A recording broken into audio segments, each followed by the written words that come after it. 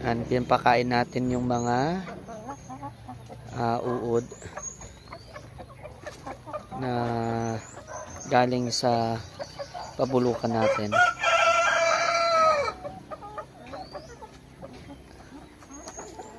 Yan, hindi ko lang alam, parang house fly na larvae ata yan. So protein pa rin yan para sa kanila, sa mga manok natin.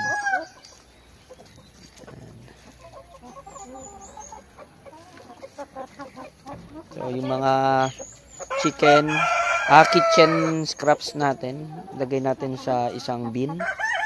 Then eventually magkakaroon yan ng black soldier fly larvae or yung larvae ng fly, house fly. So okay lang naman yan. Okay lang naman yung kainin nila. Yan, kasi protein pa rin yan. Sige.